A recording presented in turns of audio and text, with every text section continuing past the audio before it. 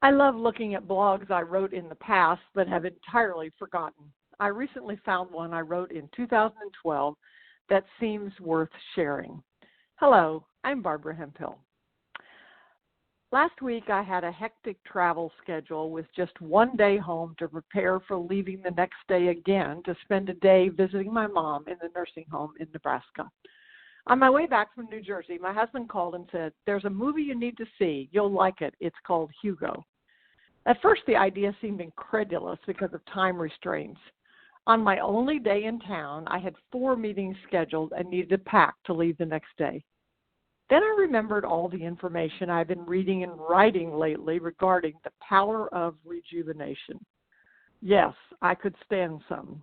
And what better way to walk my talk? I checked the movie schedule. One showing was at 12:45 p.m., the only time I could go. I took it as a sign from God. I left my last morning meeting and headed to the movie theater, passing one of my favorite Greek restaurants on the way, another chance for rejuvenation. I ordered a lamb pita and sat at an outside table to eat it, soaking up the unseasonably warm weather for February. I was already feeling rejuvenated, and I hadn't even seen the movie. I picked up my 3D glasses and headed for the seat in the back row with extra legroom. Note, I resisted the strong urge for popcorn or a soft drink. Demetrius, my colleague, the trainer, would be proud. 4 people were in the movie theater, a group of 3 women whose demeanor suggested a celebration of something, and me. The creativity of movies such as Hugo truly astound me. How can people think up such ideas, let alone execute them?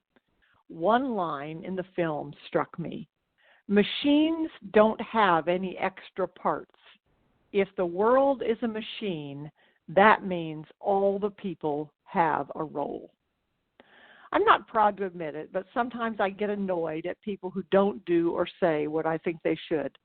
I get impatient when someone else is talking because I want to express my opinion instead of listening to theirs.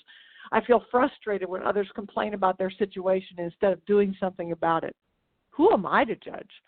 I have no idea what their part is, and it's not even my place to know. May we all play the role that God intended and stop trying to direct the show. So my afternoon movie, Rejuvenation, not only blessed my body and my spirit, it yielded an essential insight into being a successful business owner.